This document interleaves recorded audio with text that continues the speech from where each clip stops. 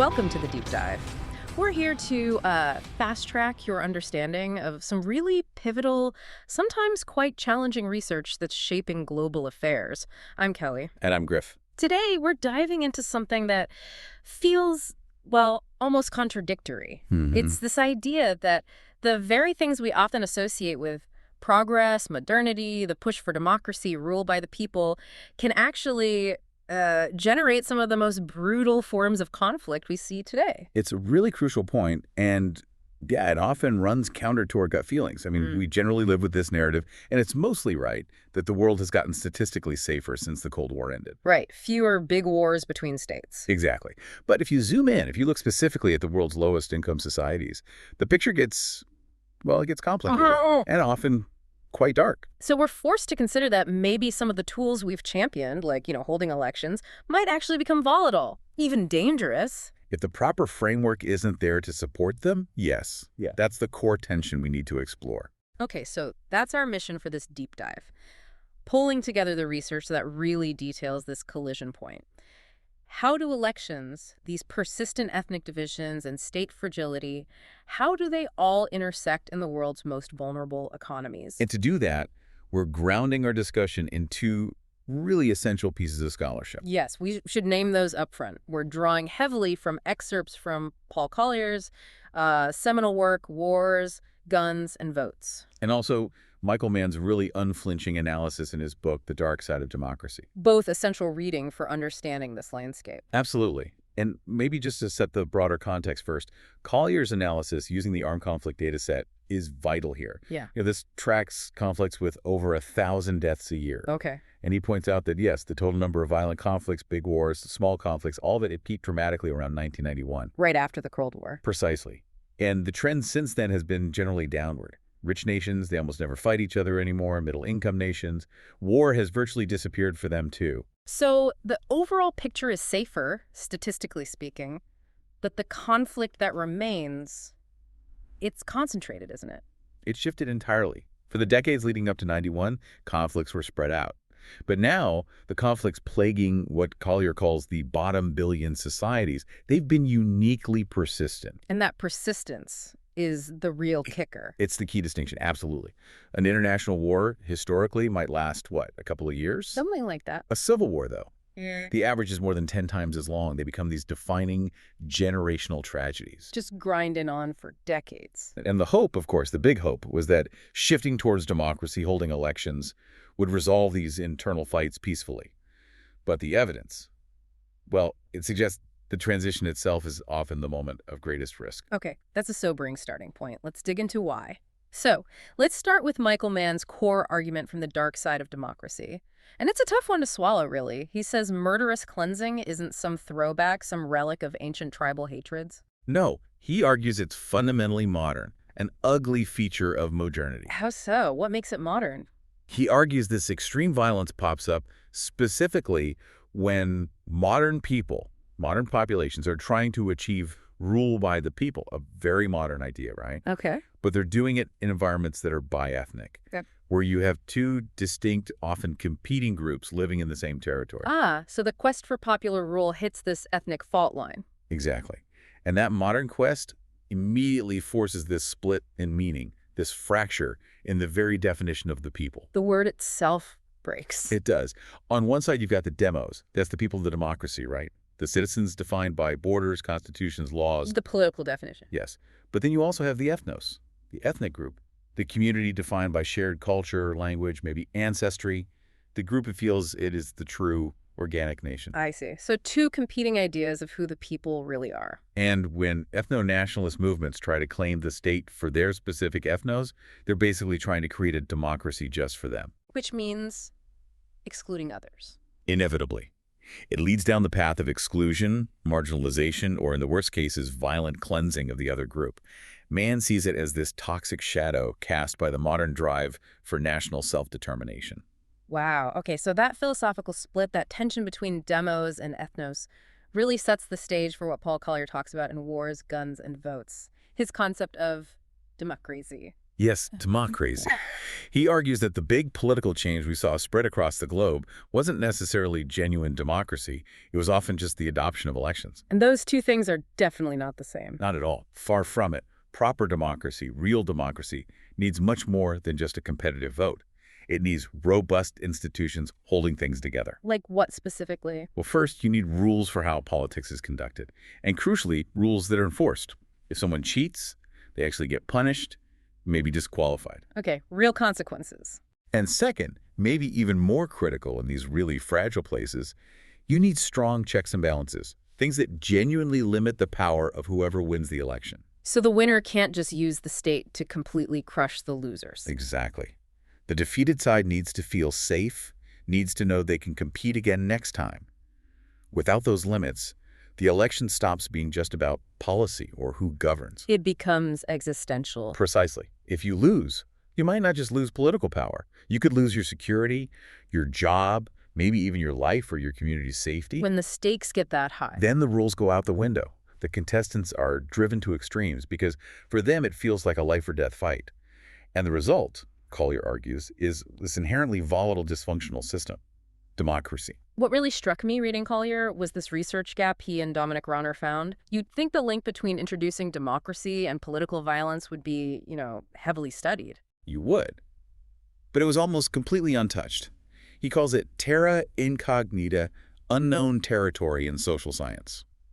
They basically had to build the statistical models themselves. That's incredible. And their findings, which they tested rigorously, peer-reviewed, using different models, well, the result was deeply worrying for policymakers. What was it? For these societies struggling at the bottom billion, as Collier terms them, introducing democratic institutions sometimes increased the risk of political violence. Increased it, not stabilized things. Sometimes, yes. Instead of acting as a force for peace, it could actually make things worse, at least initially. That just flies in the face of so much Western policy aimed at promoting democracy everywhere. We really need to unpack the mechanism there. Why? Why would adding democracy sometimes lead to more violence? It seems to be the result of doing things by halves. A kind of institutional mismatch, creating instability. How does that work? Think about an old autocratic regime. Under pressure, maybe internationally or from within, it agrees to democratize, hold elections. Right. The first thing that often happens is that the state's ability to just repress everyone gets weaker. They can't just lock up rivals or shut down protests quite so easily. Right. The regime can't just preemptively purge anyone who looks dangerous anymore. Collier uses that ancient history analogy, doesn't he? The cornfield story. He does. The story of Periander, the young dictator asking the veteran Thrasybulus for advice. Thrasybulus says nothing, just walks him through a cornfield and snaps off the heads of the tallest stalks. A pretty brutal message. Get rid of potential rivals before they grow too strong. That's the logic of dictatorship. Democratization, even partially, makes it harder for the incumbent to just snap off the tallest stems. And that reduction in repression, that's a good thing, in principle, to move towards freedom. But there's a big but. Because while the repression weakens, the positive things you hope democracy will bring, like government accountability, legitimacy in the eyes of the people, they often fail to show up. Why not? The state is too weak. The new institutions are fragile, maybe corrupt. The civic culture might be deeply divided along ethnic lines, like Mann described. So the new democratic rules, the ones meant to ensure fairness, people see them being ignored or manipulated. Courts don't work. Votes get stolen. So the system doesn't deliver accountability and people don't see it as legitimate. Exactly. And that's the worst combination. Yeah. You've taken the lid off, the old repression is weaker. But you haven't put in the shock absorbers, the legitimacy, the rule of law that would normally allow political conflicts to be handled peacefully. So the net result in these specific low-income, institutionally weak places is more risk of violence. That seems to be the finding. The positive effects of democracy, that accountability dividend, they only seem to reliably kick in once societies get richer and their institutions become more mature, more robust. Before that, the transition itself is perilous. Okay, so this institutional vacuum, this democracy, throws political leaders into what Collier calls a Darwinian struggle for political survival. It sounds brutal. It is.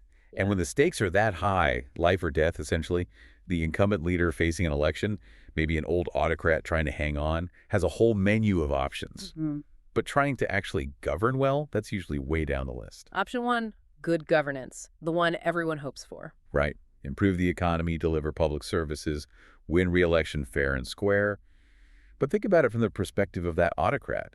They've probably presided over years of failure or stagnation.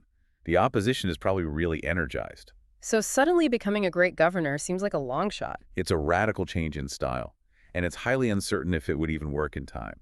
It's often far more rational, from their perspective, to focus on the other options, the 6, let's say, nefarious but proven strategies for winning, regardless of the cost to the country. We need to detail these. These are the tools, the technologies of democracy, right? How elections get systematically undermined. What's the first after good governance fails? Option 2 is pretty basic. Lying to electors. Just lie? Pretty much. The incumbent usually has a huge advantage. They control state media, radio, TV. And in many of these places, the electorate might lack access to independent information or the education or just reliable benchmarks to judge how things are really going. So the government can just claim everything's great, the economy's booming, even if it's not. Exactly. Now, the catch is people aren't stupid. They've likely heard these lies for years, so they tend to discount them heavily. It's a necessary tool for the incumbent, but usually not enough on its own to win. Okay, so lying isn't enough. What's option 3? This one taps into Mann's ideas. Scapegoating a minority. This directly leverages that ethnic fragmentation we talked about. Turning groups against each other. It's a horribly effective tactic. You channel all the public frustration, the economic pain, away from the government's failures and direct it towards a vulnerable minority group. Blame them. It works really well in politics driven by identity. But it's incredibly dangerous. Hugely dangerous. The risk is always that the violence you stir up spirals out of control, that it ends up costing the state dearly, damaging the economy even more, hurting its international reputation. But, in a desperate election fight, the short-term political game of diverting anger often seems worth the long-term risk. Strategy number 4 plays to the incumbent's main strength, usually. Money. Option 4 is bribery. Buying votes. And Collier identifies 2 main flavors of this. The first is what he calls retail bribery. This means targeting specific, crucial blocks of voters with cash or gifts. You gave the example of President Moi in Kenya. Classic case. He apparently managed to win with only about 37% of the national vote by being very strategic, focusing his resources just on the key constituencies he needed to get over the line, pouring money in where it mattered most. Now, wait. In established democracies, we tend to think the secret ballot makes bribery really hard. You pay someone, but how do you know they actually voted for you? Why doesn't this backfire more often? It's a good question. Several things seem to be going on. First, you have the expectation of patronage. In systems where politicians deliver almost nothing in terms of public goods between elections. The election itself becomes the only time people see any benefit. Exactly. It's the one brief window where state resources actually trickle down. So for a poor voter, taking a bit of cash might seem like a rational choice. Better than an empty promise of future services that probably won't materialize. Okay, that makes a grim sort of sense. What else? There's also an enforcement aspect, though it's subtle. It's a mix of morality and fear. Collier mentions the opposition in Kenya telling people, sure, take Moi's money, but vote for us. Did it work? Not always. Many ordinary people felt a sort of moral obligation, having taken the money. Or, maybe more powerfully, they felt this anxiety that the government, with all its power, would somehow know if they broke the deal. Even if the vote is secret, the fear of repercussions in a state known for misrule can be potent. Okay, so that's retail bribery. What's the other vote? Wholesale bribery. Yeah. This is even more efficient for the incumbent, in a way. How does that work? Instead of trying to bribe thousands, maybe hundreds of thousands of individual voters, you pay for votes delivered in bulk, in blocks. How? This is really common in poor, traditional rural areas, places where society is structured around local big men, chiefs, community leaders, elders. These figures often effectively control the votes of their entire village or community. So you just bribe the leader? Exactly. It's much cheaper and more reliable for the incumbent to buy the loyalty of that one influential person who then delivers the community's votes than it is to try and distribute cash widely. Is that why you sometimes see those villages reporting like 99 or 100% for the incumbent? That's often the mechanism behind those unbelievable results, yes. Wholesale bribery at work. Okay, moving down the list, option 5 is darker. Intimidation. Yeah, this moves from financial incentives to physical threats. Direct coercion. What's the strategic advantage here, especially with the secret ballot? The key insight is that even if the vote itself is secret, the act of voting isn't. It's public. You go to the polling station. Right. People can see who shows up. So if the incumbent supporters can reliably identify which communities, which ethnic groups are likely to vote for the opposition, they can threaten those people. Don't even try to go vote. Or else. Yeah. Or they can physically prevent them from reaching the polls. It's pure voter suppression through fear. Absolutely. And we saw this used devastatingly in Kenya, too, under Moi. He apparently used intimidation and violence to displace large numbers of Kikuyu voters who heavily favor the opposition from areas like the Rift Valley. Force them out, move them to places where they weren't registered. So it reduces the opposition's vote count and creates chaos. Exactly. Makes it harder for the opposition to campaign, to organize, and terrifies potential voters into staying home. All right, option 6, restrict the field. This sounds a bit more legalistic. It often uses the language of law and procedure, yes, but the goal is simply to exclude your strongest opponents from even running against you. How do they justify that? They need a plausible pretext. One very common tactic is using corruption charges. The anti-corruption drive that just happens to target rivals. Precisely, and it's often quite nuanced, because in many of these regimes, corruption is widespread, so the charge might even be true. The incumbent can then claim they're just being tough on graft, maybe even point to pressure from international donors as justification. What other pretexts are used? Citizenship issues. This is surprisingly easy to manipulate in many diverse African countries with complex colonial histories and lots of internal migration. You question someone's ancestry. Yeah. You trump up some claim that your main rival isn't really a citizen. Maybe their grandparents came from somewhere else, therefore they're ineligible to run for office. Collier mentions President Abacha in Nigeria trying this, attempting to disqualify almost everyone else so only he could run. Wow. Okay, and the final strategy, option 7. The nuclear option, maybe. Miscount the votes. If you control the counting process, you literally cannot lose. This is the ultimate insurance policy for the incumbent. It absolutely is. Collier jokes the headline is always predictable. Incumbent wins narrowly by 1 vote. It doesn't matter what the voters actually did. And this must just destroy any remaining faith people have in the process. Completely. It reinforces the cynicism. Why bother voting if the count is rigged? It might even make people more willing to take bribes. Might as well get something out of it. The 2007 Kenyan election seems like the textbook example here. Absolutely textbook. The early results coming in from individual polling stations suggested the opposition candidate, Odinga, was heading for a clear win. But that's not what was announced. No. When the final presidential tallies were released by the Central Commission, suddenly the incumbent, Kibaki, had squeaked out a narrow victory. It was widely seen as blatant fraud, massive miscounting at the central level. And that triggered the horrific violence. Yes, over 1,000 people were killed in the aftermath, a direct consequence of destroying faith in the electoral count. Okay, so this list, it paints a grim picture of how rational political survival in a democracy can involve just systematically destroying the election itself. That's the core argument. But you mentioned some research, a Nigerian election study by Collier and others, that had a surprising finding about who actually uses violence most often. Yes, this was fascinating. They looked at the patterns across different areas in Nigeria. They found that bribery and vote miscounting often went together. They were complementary strategies used by strong incumbents who had the money and controlled the election machinery. Okay, that makes sense. But voter intimidation, physical violence, that was actually highest in the areas where bribery and miscounting were lowest. Wait, that seems backwards. Why would violence be higher where they weren't rigging the vote effectively? The conclusion they drew, at least for Nigeria, was that violence wasn't primarily the tool of the strong incumbent. It was more often the strategy of the politically weak. The weak. Yes. The strong guys, the ones with cash and control over the count, they preferred quieter, more reliable methods. Violence, it seems, was more likely to be used by factions or candidates who lacked the money for widespread bribery or the influence to easily rig the count. So it's like the political equivalent of terrorism, a weapon of the weak? That's a good analogy. If you can't win through the more sophisticated means of rigging, you resort to brute force and fear. And the overall result of all these strategies, lying, bribing, intimidating, rigging, is the complete destruction of legitimacy. Yeah. Electoral competition utterly fails to deliver accountability.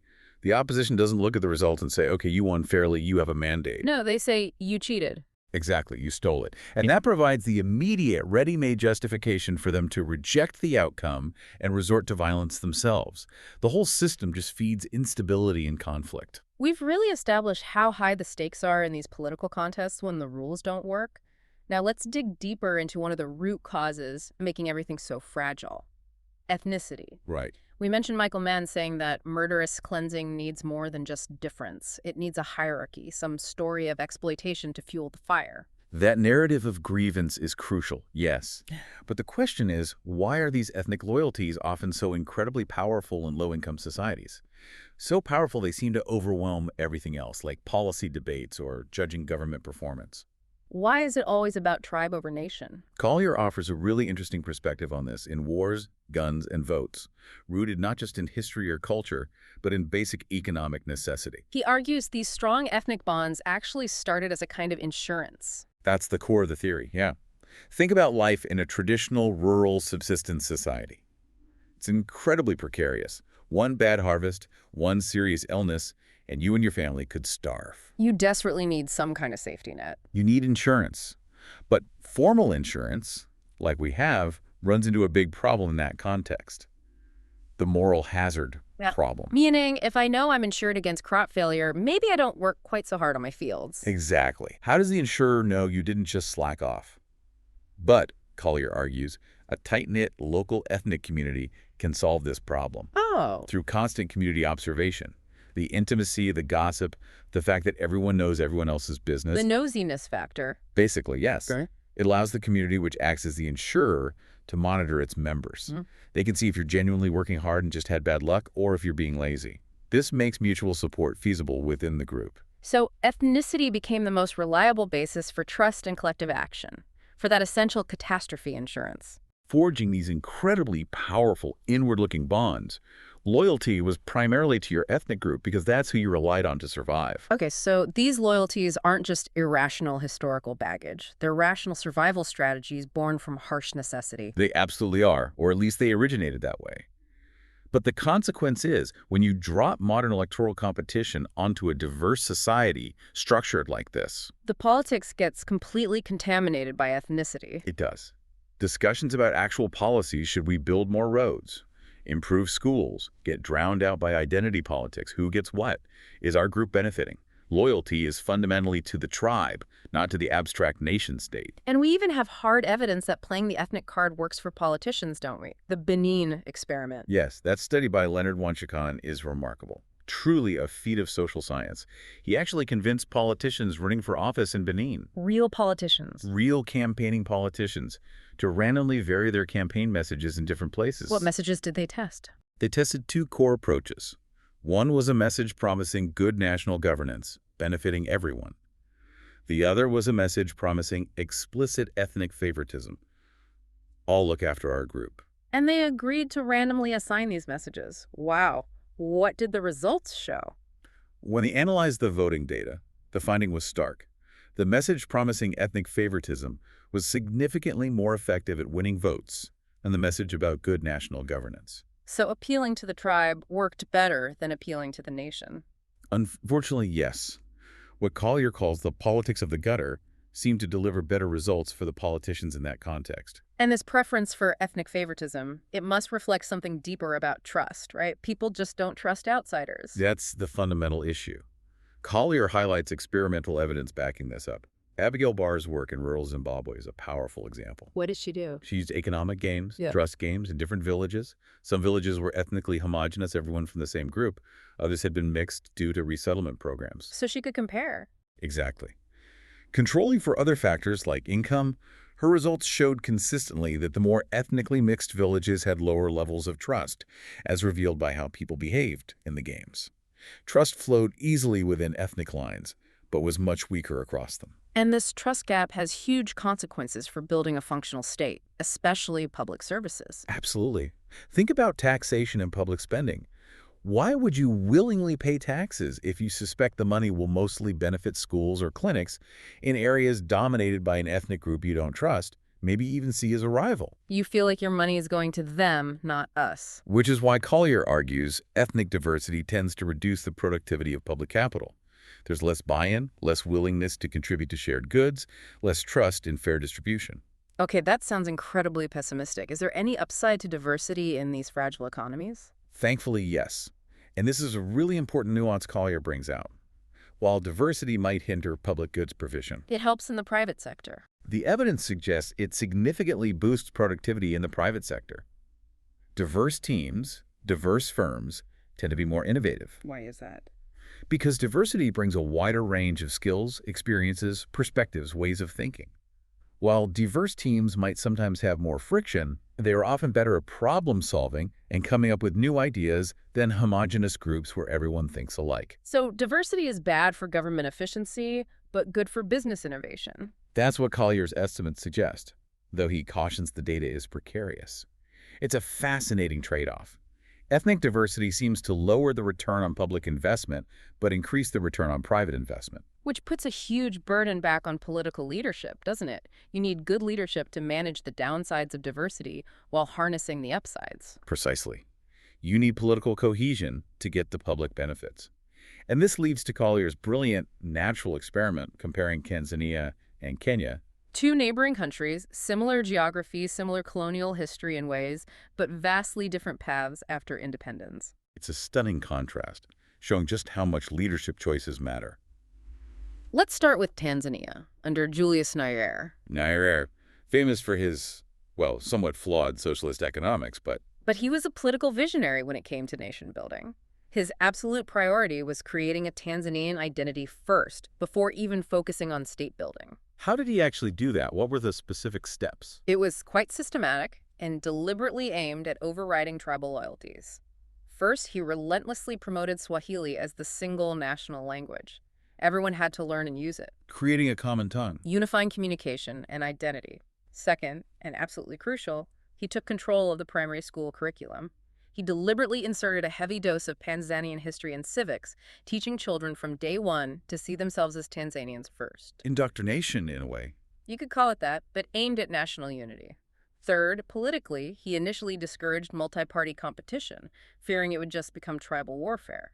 And when parties were allowed later, ethnic platforms were explicitly forbidden. And crucially, how resources were distributed. Hugely important. Nyerere made a point of allocating government resources between different regions based on principles of equity, trying to be fair, rather than just rewarding his own group or political allies. Did it work? Is there proof Nyerere's nation-building succeeded? The proof is quite stunning, actually. It comes from the Afrobarometer surveys, which ask people across Africa how they primarily identify themselves. What do people usually say? In most diverse African countries, something like half the respondents will give their ethnic group as their primary identity. And in Tanzania? In Tanzania, only 3% gave an ethnic identifier. 3%. An incredible 75%, three-quarters of the people gave their occupation instead. I am a farmer. I am a teacher, not I am Sukuma or I am Chaga. That's a massive difference, a measurable triumph of creating a national identity. It really is. Now, contrast that with Kenya, right next door, starting with the first president, Jomo Kenyatta. And then continued by his successor, Daniel Arap Moi. Kenya's leadership, while often pursuing maybe better economic policies in some periods, completely failed the nation-building test. Kenyatta heavily favored his own tribe, the Kikuyu, in jobs and resources. And when Moi, a Kalenjin, took over. The favoritism just flipped. Now, the Kalenjin benefited disproportionately. Neither leader really prioritized creating a unified Kenyan identity. No push for a national language like Swahili in Tanzania. Swahili exists in Kenya, but English remained dominant, and local language is strong. There was no systematic effort in schools to teach a shared national history over local tribal histories. And resource allocation was widely seen as based on ethnic patronage, not equity. So the political currency remained ethnic loyalty. Absolutely, which set up this perfect comparison for researchers. Ted Miguel did a famous study looking at districts right on either side of the border, Busia in Kenya, Metu in Tanzania. Similar environments, different national contexts. What did he measure? He looked at the local provision of basic public goods. Things like how much money communities managed to raise locally for schools, or how many communal water wells were actually working. Simple, tangible things. And what was the difference between the Kenyan side and the Tanzanian side? The results were dramatic. In Busia, the ethnically diverse Kenyan district, that diversity severely hampered public goods provision. People just weren't willing to contribute to collective projects. Because of that trust gap, fear the benefits wouldn't be shared fairly. Precisely. But in Metu, the Tanzanian district, which was also ethnically diverse, Miguel found that diversity had no discernible negative effect on their ability to provide public goods. None at all. None that was statistically significant. And interviews confirmed the difference. People in Metu would say things like, oh, we're all Tanzanians here, or we don't really have that kind of ethnic problem. Nayer's nation building had actually worked at the local level, overcoming that fragmentation. And the devastating cost of Kenya's failure was laid bare in that 2007 election we discussed. Brutally so. Remember, the Kenyan economy under Kibaki had actually been doing quite well, the fastest growth in decades. Even the opposition Luo tribe acknowledged the economic improvements. But it didn't matter at the ballot box. It made almost no difference. Why? Because Kibaki was seen as the wrong tribe. An estimated 98% of Luo voters still cast their ballot for their ethnic kin, Raila Odinga. So the deep ethnic identities, fostered or at least not countered by decades of Kenyan leadership, meant the election wasn't about performance or policy at all. It was purely about identity. The system was incapable of delivering accountability based on governing well. It was a tribal census, not an election in the functional sense. Okay, we spent a lot of time on the why, the motivations, the grievances, the ethnic divisions, the high stakes, but Collier makes a crucial pivot in wars, guns, and votes. He says we also need to focus on the how, the practicalities. Yes, the feasibility hypothesis. His argument is that to really understand why civil wars happen where they do, you need to focus less on the motivation, because grievances are sadly abundant, and more on what makes rebellion possible. Because rebellion isn't just protesting, it's building an army. Exactly. It's challenging the state's monopoly on violence. That requires organization, money, logistics. It's a massive undertaking. So Collier asks, what factors make that undertaking feasible? And his statistical work identified several key structural factors that consistently put countries at higher risk. Let's start with the economy. Simple answer. Poor is dangerous. Low-income countries are far, far more likely to experience civil war than middle or high-income ones. It's not just the level of income, though, is it? It's also the direction. Right. It's not just being poor, it's being poor and stagnant, or even declining. Countries with low and falling per capita incomes are particularly vulnerable. Why does economic growth help prevent conflict? It does two things. It shrinks the pool of potential recruits for rebel armies. Young men have better opportunities in a growing economy. And it increases the opportunity costs of fighting. You have more to lose by joining a rebellion if your peaceful life is improving. So basically, economic development is a powerful force for peace. Okay, second factor. Natural resources. We hear about resource wars all the time. What's the actual link according to the research? Heavy dependence on exporting natural resources significantly increases civil war risk, especially high-value, easily lootable resources. Think diamonds in Sierra Leone, timber in Liberia or Cambodia, maybe oil in some contexts. Why are resources so dangerous? Collier points to three problems, right? Yes. First, they provide easy rebel finance. Looting diamonds or timber is a straightforward way for a rebel group to fund itself, making rebellion feasible. Okay, money for guns. Second, the resources themselves become the prize, a honeypot worth fighting over. Control the diamond mines, control the wealth. Makes sense. And the third reason. This one affects governance. This is perhaps the most damaging in the long run. Resource wealth allows governments to function without relying heavily on taxing their citizens' income. The oil pays the bills, so they don't need our taxes. Exactly. And if the government doesn't need to ask its citizens for money, it feels much less obligation to be accountable to them. It breaks that historical link. Between taxation and representation. No taxation without representation worked because the state needed the people's money. But if the state gets its money from oil or diamonds, it can afford to ignore the people. It detaches the rulers from accountability, reinforcing the institutional weaknesses that lead to democracy. All right, third factor, geography. Does the landscape matter? It does. Mountains are dangerous. Why mountains? Rebels need safe havens. They need terrain that's hard for government armies to operate in, easy to hide in, easy to defend. Mountains provide that ruggedness and remoteness. Think of the Mujahideen in Afghanistan or historical rebels in Latin America. Interestingly, Collier found forests weren't as significant. Surprisingly, no. The statistical link seemed weaker for forests. It suggests it's really the ruggedness, the difficult terrain, the inaccessibility, rather than just tree cover that gives rebels the advantage. Okay. And the final structural factor. History matters. A country that has already had a civil war is at a much higher risk of having another one. The conflict leaves scars. It does. But the good news from the models is that this risk seems to decay over time. It gradually declines the longer peace holds. So it suggests it's a legacy effect, trauma, weapons, fighters, unresolved issues, rather than some permanent flaw in the society. Peace can take root eventually. So these factors, poverty, resources, mountains, past conflict, create the conditions. But that sheer financial hurdle to actually launching a rebellion, Collier really emphasizes this, doesn't he? He uses a really dramatic comparison to ram this point home, to show that rebellion is not just another form of political protest, it's on a completely different scale financially. What does he compare? He looked at the estimated annual revenue of a medium-sized but pretty sophisticated rebel group, the Tamil Tigers in Sri Lanka.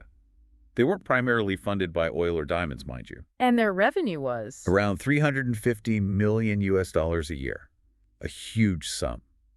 Then he compared that to the income of one of the world's wealthiest, best organized political parties, the British Conservative Party, in an election year. Okay, a major party and a major economy. Their income. About $50 million that year? 50 million versus 350 million. Exactly. Think about that gap. A political party operating legally in a global financial center with access to wealthy donors had an income that was only about 1/7 of a medium-sized rebel group fighting in a small, poor country.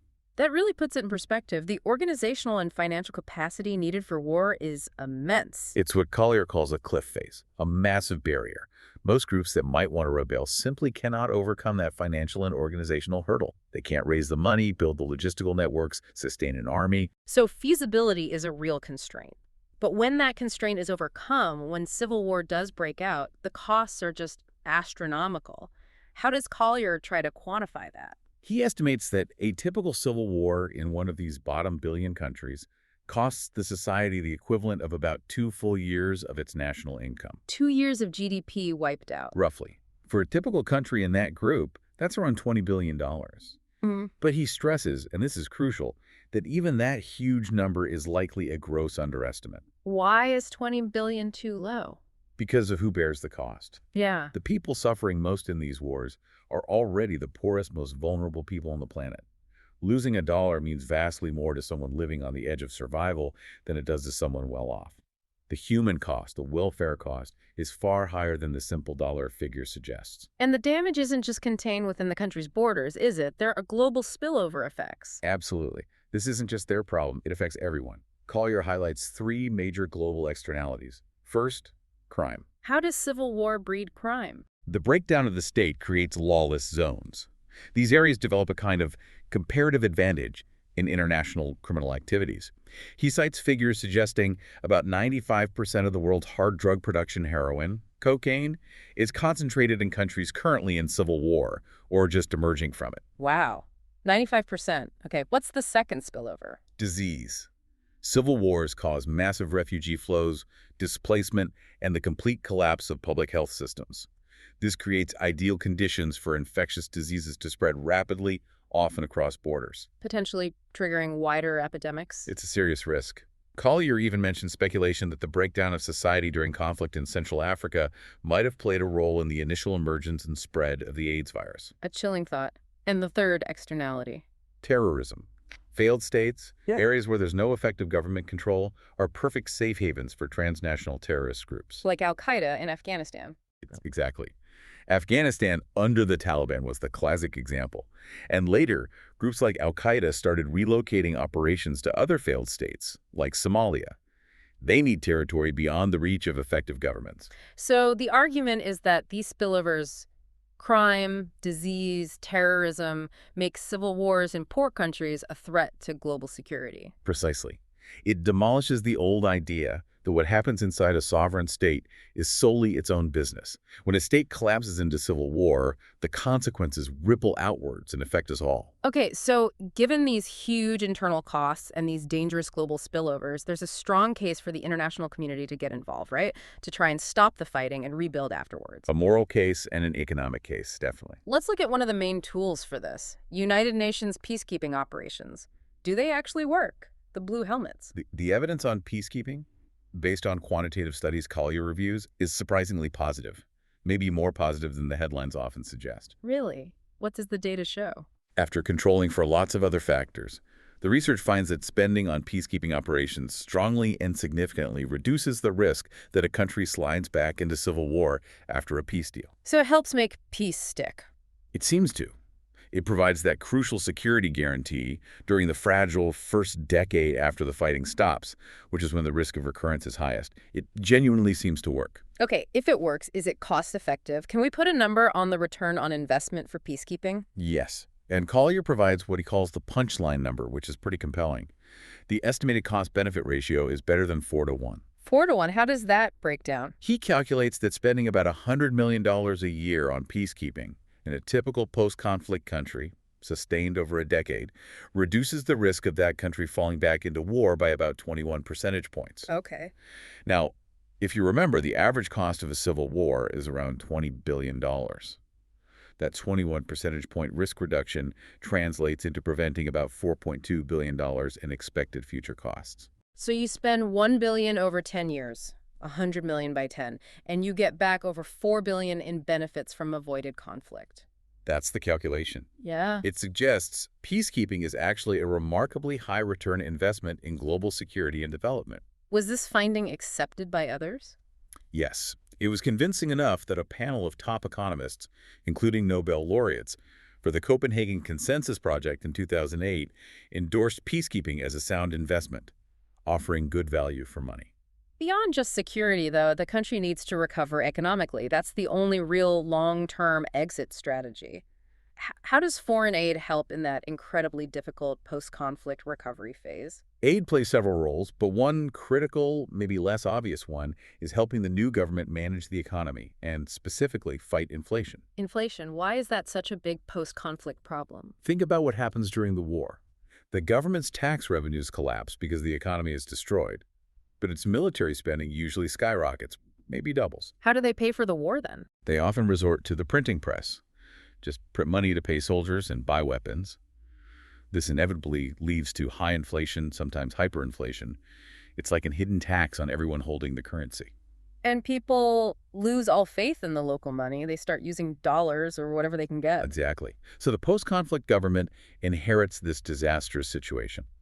A worthless currency, public distrust, massive expectations for rebuilding, huge debts, and still very little tax revenue coming in. A nightmare scenario. How does aid help stabilize that? Aid provides the government with resources, with foreign exchange. This gives them breathing room.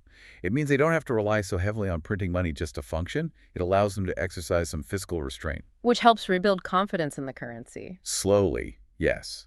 If people see the government is just printing endlessly, inflation starts to come down, and confidence can gradually return. And this is absolutely vital for another reason. Which is? Tackling capital flight. People sending their money out of the country for safety. It's a massive problem during and after conflict. Understandably, anyone with assets tries to get them out to somewhere safe. Collier cites an estimate that by 2004, something like 36% of Africa's entire private wealth was held outside the continent. A huge hemorrhage. Wow, 36%. And capital flight, especially after conflict, is incredibly sensitive to inflation and instability. If you can use aid to stabilize the currency, bring down inflation, restore some confidence. You might stop the bleeding, maybe even encourage some money to come back. That's the hope.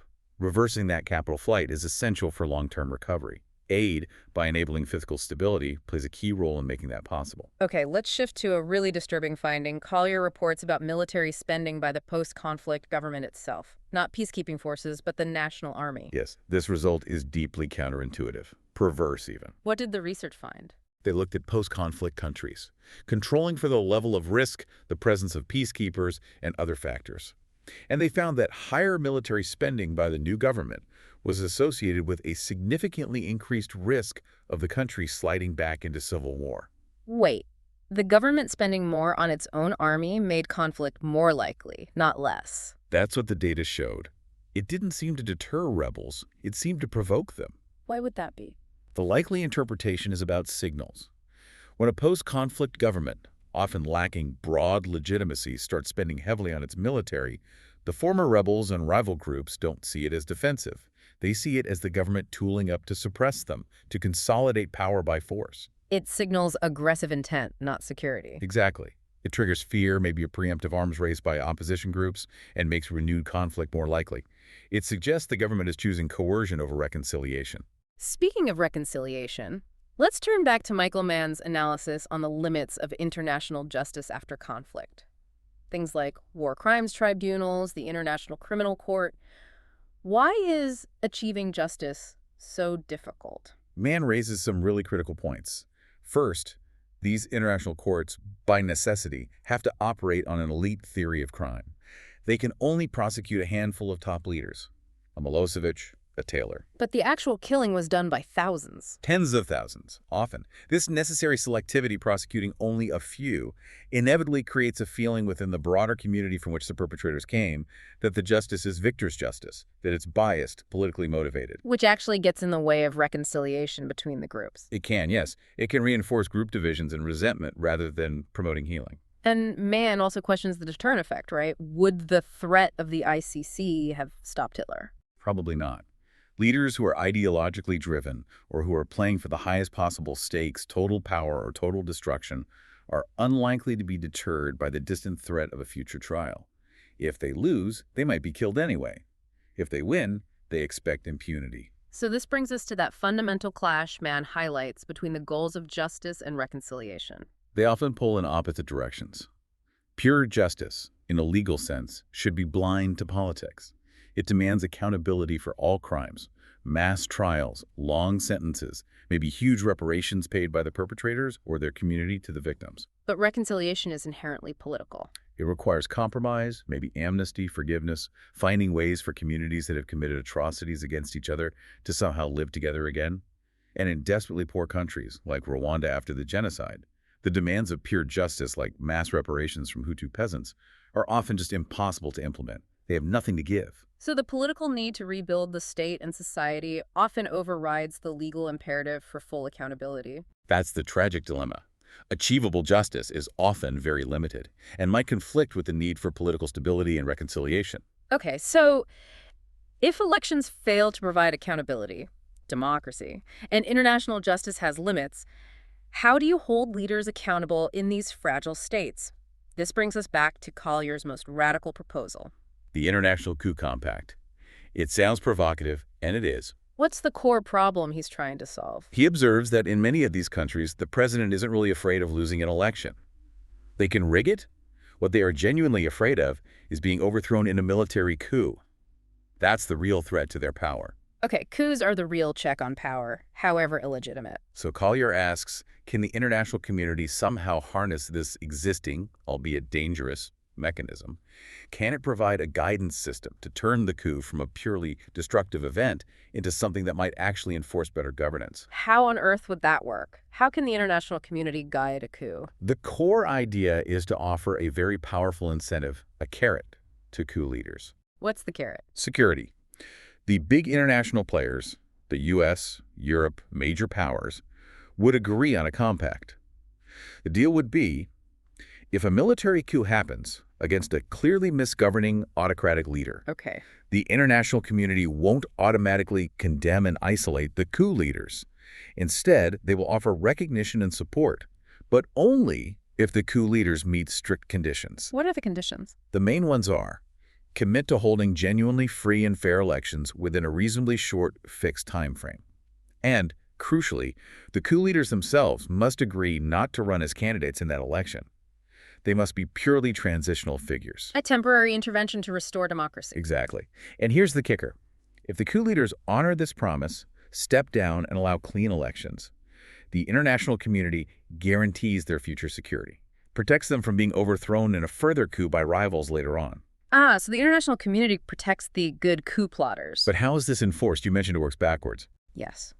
This is the really clever part, relying on internal dynamics. What happens if the coup leaders don't honor their promise? If they try to cling to power, like General Gué did in Côte d'Ivoire? Instead of stepping down like Colonel Val did in Mauritania. Right. If they break the deal, they immediately lose that international protection, that security guarantee. And what does that mean internally? It means they now face a much higher, credible risk of being overthrown themselves by another faction within the military, a counter-coup. And the counter-coup plotters would have a ready-made justification. These guys broke their promise, they're illegitimate, we need to restore the transition. Precisely. The threat of the next coup becomes the enforcement mechanism that keeps the first coup leaders honest and focused on a quick return to democracy. It uses the very dynamic presidents fear most the coup to create accountability where elections have failed. It's radical, maybe risky, but addresses the core accountability deficit. Hashtag tag tag shag outro. Wow. Okay, putting this all together, this deep dive has really shown how complex things are.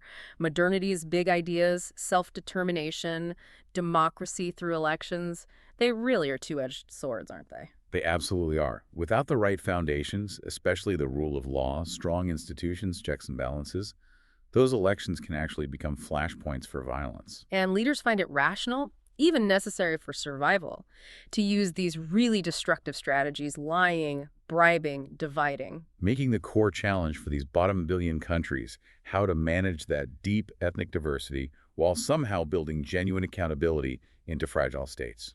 And you mentioned earlier the historical path that Western nations took towards accountability seems closed off now. That's a really crucial point Collier makes. Think about how accountability emerged historically in Europe.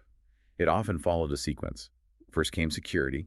States consolidated power, often by fighting external wars, which forced them to tax their populations. Okay, war-making led to state-making and taxation. Then came nationalism. Shared identity, often forged in opposition to those external enemies, or deliberately built like Nair did. And only then came accountability. Why? Because heavy taxation eventually provoked the population to demand representation. If you want our money, we want a say. That sequence, security, nationalism, accountability. But it doesn't work today for low-income countries. It seems entirely blocked. First, big international wars are rare now, especially for these countries, so there's less external pressure forcing state consolidation. And second, aid and resources break the tax link. Right. If governments get, say, a third of their budget from foreign aid and more from oil or minerals, they don't need to impose heavy taxes on their citizens.